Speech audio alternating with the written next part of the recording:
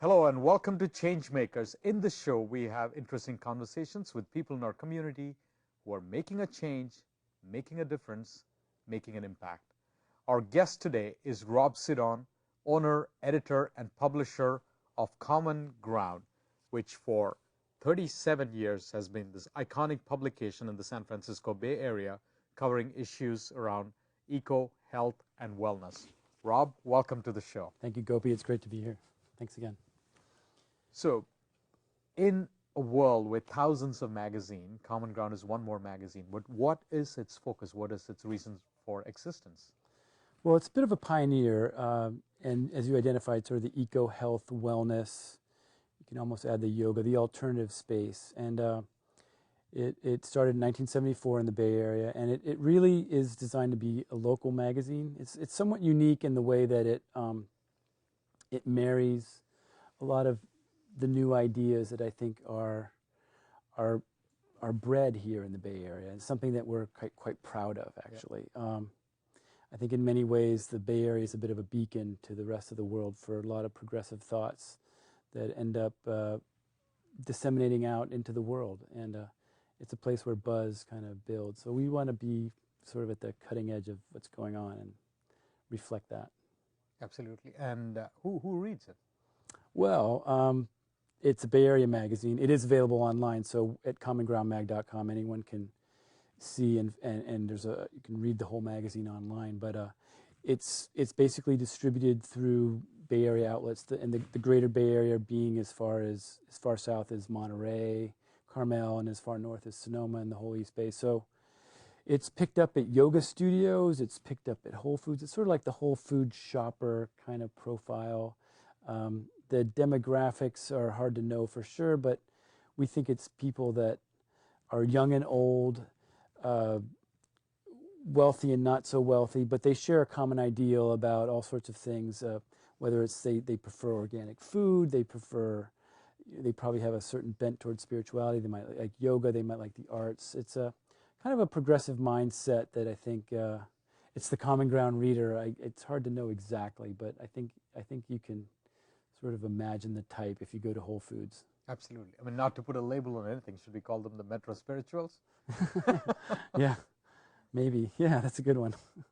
The Metro Spirituals. And it is a free issue, free magazine, and you've chosen to distribute it free. It's always been free, and I just think that's part of it, of being a community magazine. I mean, it's people wonder why it's free sometimes, and a lot of people have told me because of the quality, it's perfect bound, and it's on glossy paper, and it's sort of well made that they can't believe it's free. But I still think that's a good way to distribute as a community newspaper. We're the magazine for conscious communities, so free is fine. Yeah, and I've been reading it regularly, which is one of the reasons why I decided to invite Rob or you to the show. Thank you, Gopi. And the thing that I've found about issues that it seems to be like a theme each month, and sometimes there's the food issue, or the sex issue, or the Burning Man issue, or the music issue. So do you try to take like a thematic approach to each issue? I do. There's different ways to approach what's going on here. I think that the themes help ground each issue editorially, but they're all variations of this eco-health, wellness notion. But yeah, it's fun. It makes it fun too. I mean, to go from a sex issue, which is what we did. These are, some of our sex issues recently, to then go to a food issue where we're talking about, GMOs. We're also very well known for having sort of exuberant covers, and that's always been fun. We have a yoga issue. The current issue, which you pointed out, is the green issue. There's a bear in the woods, and of course he's doing a yoga posture. Yeah. In the summer we do but this is, I think, very emblematic of our readership. It's a very sophisticated readership, trust me. The Bay Area, my readers, I sense that they are very sophisticated, and they've sort of been there, done that. Some have been around the block, and somewhat jaded, frankly. So it's a challenge as an editor to keep it lively and interesting for them. But these themes are exciting, and there's just a way to anchor it. There's so much to talk about. I mean, there's so much exciting material being generated in the Bay Area from nonprofits to all sorts of movements that I'm just barely skimming the surface on what's really out there. Yeah, and at the same time, even though I like the thematic approach, sometimes I think, what do you stand for? Because suddenly I see month to month the issue jumping from music to food to maybe the sex issue or the Burning Man issue.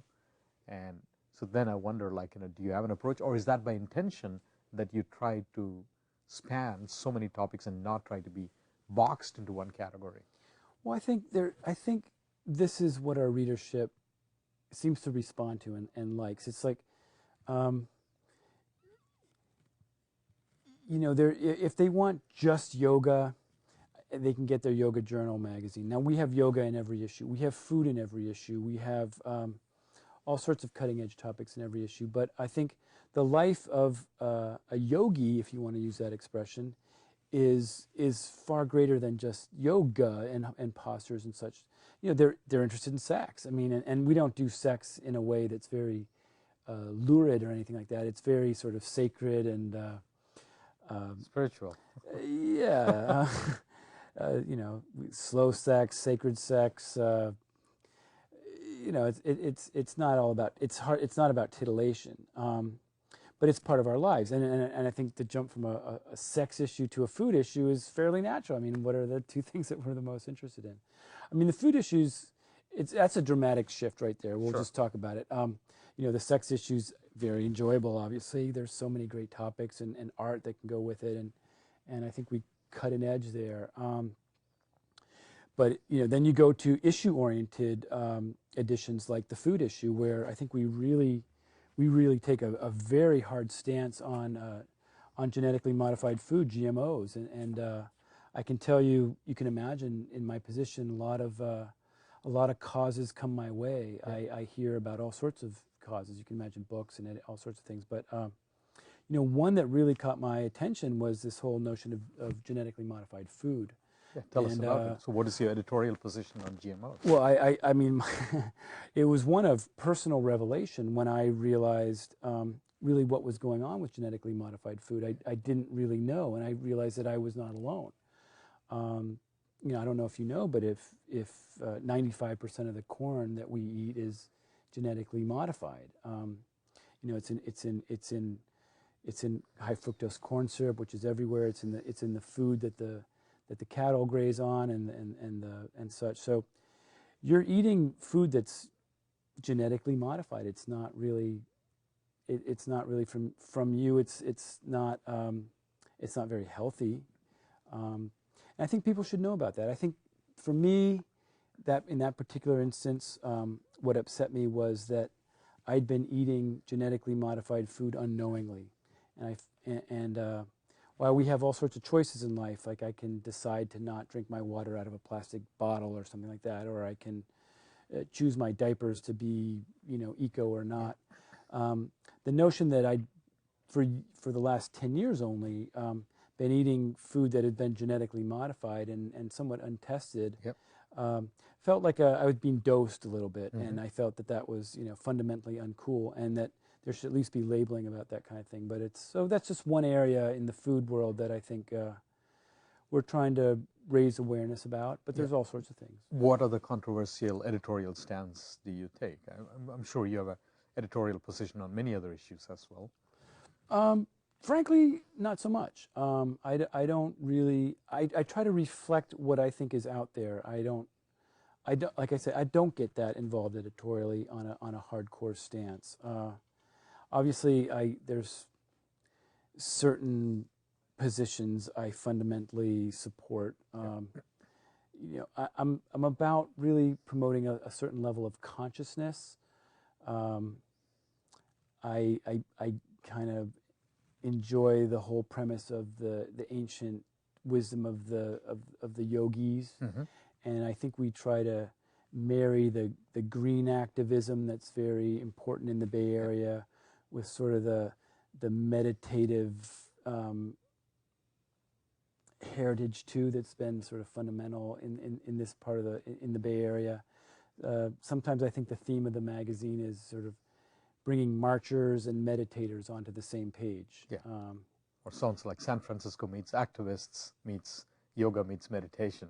Well, there's been a bit of a split within the Bay Area, and this goes back to the 60s, where I think, in the East Bay and the Berkeley, they were sort of hardcore demonstrators, and then maybe in San Francisco and Marin, they were more into, meditating and not letting the world take care of itself. And I think now is a very interesting time in the Bay Area where younger people are very much interested in being introspective, but they're also very interested in what's going on in their world and standing up for, the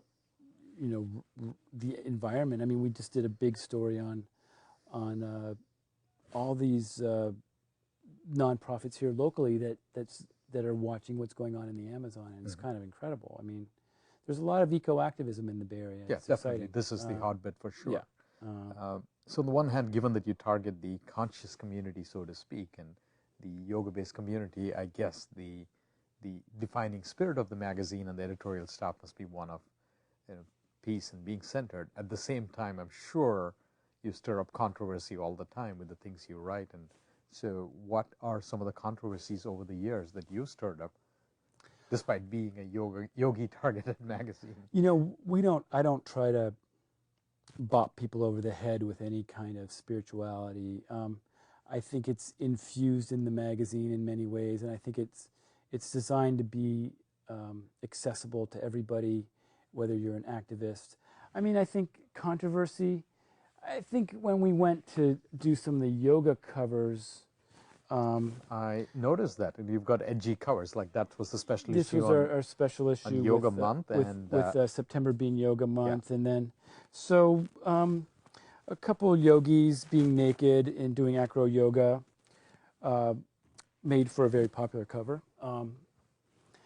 Is that controversial? I mean, this is the Bay Area, so they're naked, and they're not. There's nothing exposed. I mean, there's nothing. There's no, Well, hair. clearly you know how to sell more magazines. I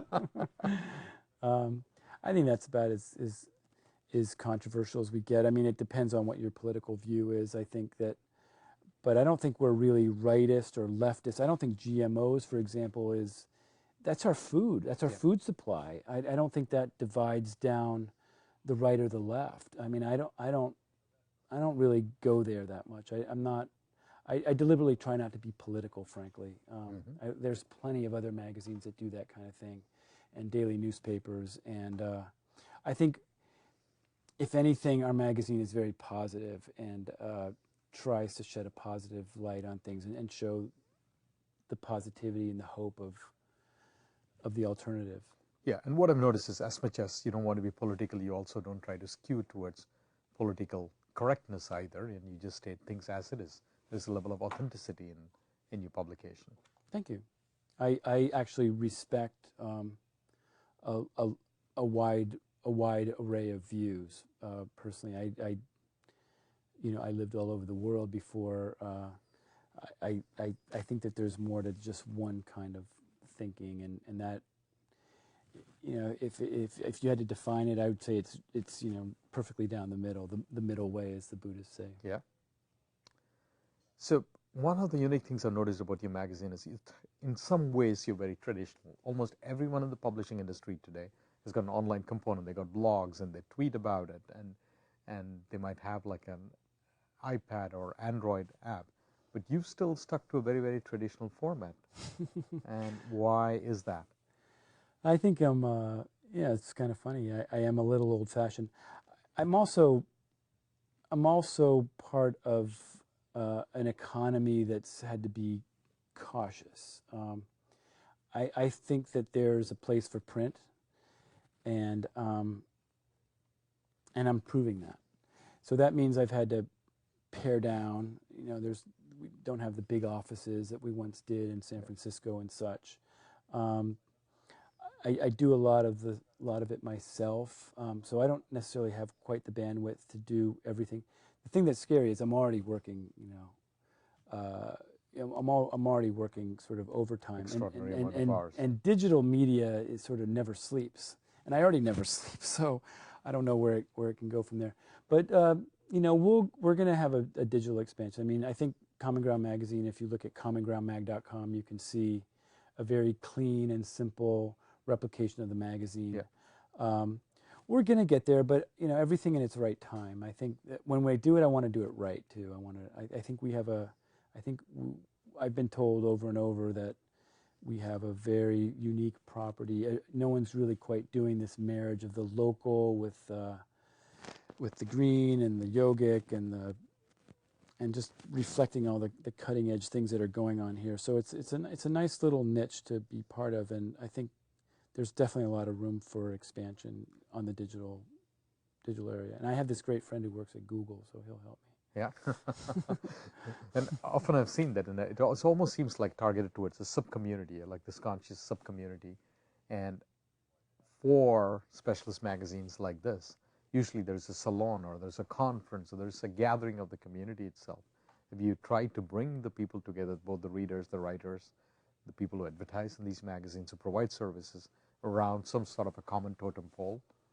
Well, we're very involved in local events. For example, in April, there's all sorts of events that are built around sort of the green and the Earth Day. But yeah. It's sort of busy. It's there's this weekend is Green Festival. Then thereafter there's it's a San Francisco Earth Day. So we're sponsors of these events. These are big events where tens of thousands of people come. There's another event called Deep Green, and then there's the New Living Expo at the end of the month. So we're there, and we're with our magazines, and so we get out there. I try to get out there as much as I can. In some ways, the magazine, and this is the unfortunate part, it's sort of a Bay Area secret, and I don't mind kind of keeping it that way to some extent. I think there's a certain cachet of being that, but I think that we have such good material that I think it deserves to be out there more. Yeah. I've sort of been proud to say, not on Facebook, not on Twitter, which Sure. is so unusual. I mean, who's not on Facebook, who's not on Twitter? Yeah.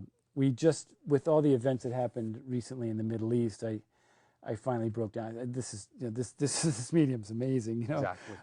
So we just started a Facebook page. So, and also, there's no reason why the same content need not be read in Los Angeles or New York or London or. Sure. I just want to do it right. Okay. So, stepping just outside of Common Ground, you are a publisher of a print-based magazine, and in general, the word out on the street is that print journalism might be on its way out, because if you look at a newspaper, within minutes of it being printed, it's already, the news may be stale because of the access to the more current news that readers have. In the same way, the notion of a magazine being current for an entire month before the next issue increasingly starts becoming quaint. So going beyond Common Ground, I just want to know if you have, as a publisher of print-based magazines, do you think that whole industry has a future? I do, and I hope it does. I think there's a lot of indications and research out there that shows that magazine readership is up. People still like to hold what they're reading. I mean, I personally spend a lot of time in front of the computer, basically the whole day. The last thing I want to do is read a magazine online. There's certain things I might be happy to get if I'm searching for something in particular, but I think if it's just for pure news, I think the newspaper readership is kind of under attack for sure. Magazines are under attack in some ways, but they're also flourishing. I mean, I think that they're not as ecologically detrimental. Damaging. They're not. I mean, paper is actually not a bad thing to have in a landfill, and we use recycled paper. Actually, if you want to look at it, I mean, all the computers create much more e-waste, toxic waste than paper ever will. I think that it's not a problem for us. I think you can pick up one of these issues in 2 years, and there's going to be, the way we treat the themes, they're fairly universal. We're not trying to cover the daily news. So the articles are more about trends. Yep.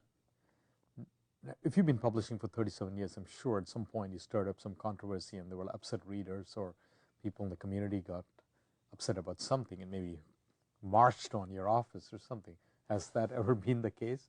I know, given the kind of material, unlikely, but I'm curious. I'm sorry to disappoint you, but I think, I think in the day, and I didn't found the magazine, by the way. Andy Alpine deserves the credit for founding it back in 1974.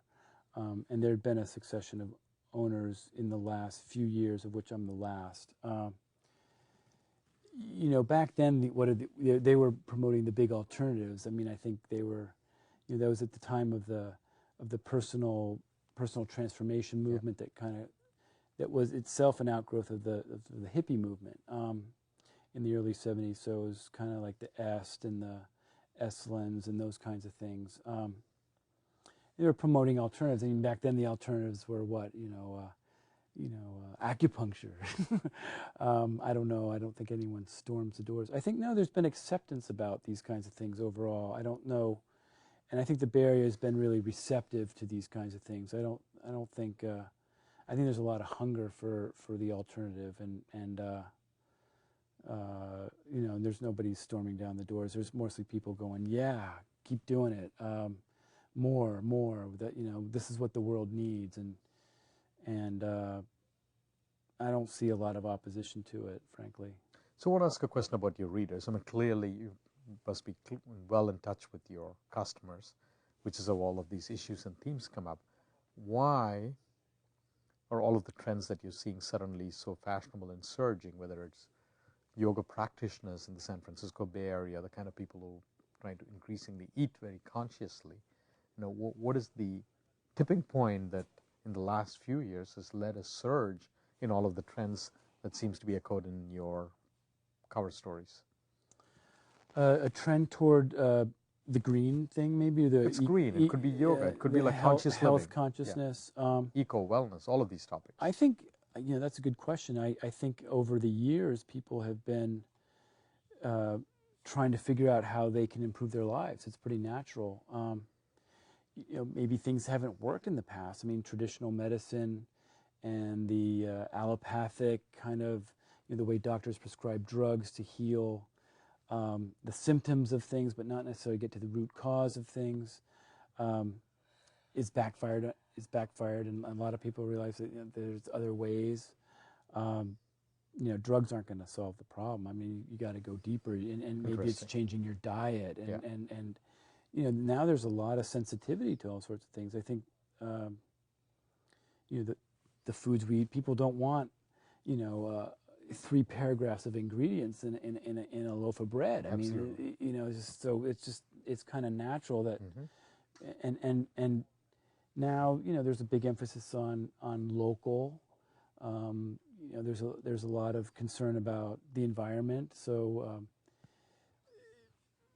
people are trying to know more about that. They're trying to make their decisions wisely. They're trying to use their influence, their purchasing power as a vote in the way they shop. And we've sort of moved along with the whole foods trend. For example, I mean, people just want better things. They want health.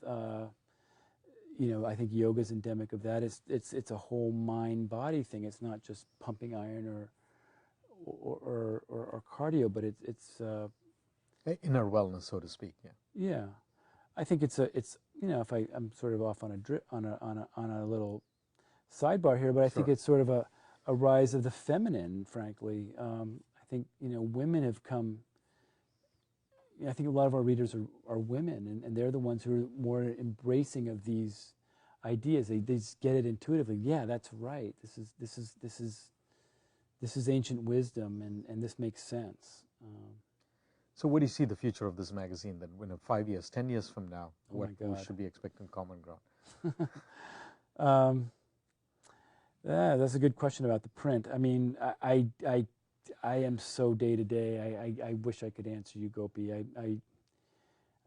My next issue is a May issue. The theme is Bay Pride, and it's all the stuff we love about the Bay Area. Last year we had Yoda on the cover as kind of an emblem of the Jedi that was, invented in Marin County, not Industrial light and not magic, in yeah. Hollywood. Yeah. You know, so I'm so worried about that next issue and eventually getting my taxes done. 5 years, boy. Gosh, you know, it'd be nice to, you know, maybe expand. Yeah, certainly, I think we'll be online by then. Okay. Oh, well, congratulations then. So, I'll shorten it, say at least the next 3 issues. So what can your readers expect to see coming up? You mentioned the Bay Pride era issue. No, what else that do I you know. have in the cards? I have the themes laid out for the year. So we just did a sex issue, and then that was followed by a food issue. Now we have a green issue. So in May last year, I introduced this Bay Pride idea, a Bay Pride issue. So it's all the things that are interesting about the Bay Area. Like I mentioned, you know, sort of the Yoda and the Jedi's last issue. I'm not. I can't divulge. I actually don't even know. It comes together very organically. Sometimes at the very end, but you know, that'll be a lot on the. Maybe looking at some of the stuff about the baseball. Yeah. There's a lot of pride around the baseball teams here. In June, we do a music issue as we start to go outdoors. You know, the themes that reflect some of the things that are going on. There's a lot of events and festivals in the summertime. And then our summer issue is we've enjoyed doing a bit of a Burning Man preview, which is a Bay Area phenomenon. That's kind of fun. Then we come and do a yoga issue. September's National Yoga Month. Women issue, and then our 37th issue, 37th anniversary issues in November. Got it. And just before we wrap up, I want to, since the show is going to be viewed by viewers in the Mountain View, Palo Alto, Menlo Park area, Atherton area, I was curious, if somebody wanted to go pick up the next issue, where would they go find in the area? Well, we're in pretty much all the yoga studios where I'm proud to say they don't typically allow free magazines, but they make a big exception for us. There's this company that, another big company that allows us to distribute. It's Google. On the Google campuses, we're exceptionally allowed to be there. We'll have to wrap up. I get the signal. So, Rob, our guest has been Rob Sidon, publisher of Common Ground magazine, a pioneer in the eco-health wellness area. Rob, it's been a pleasure having you on the show. Thank you. Thank you very much. Thank you very much.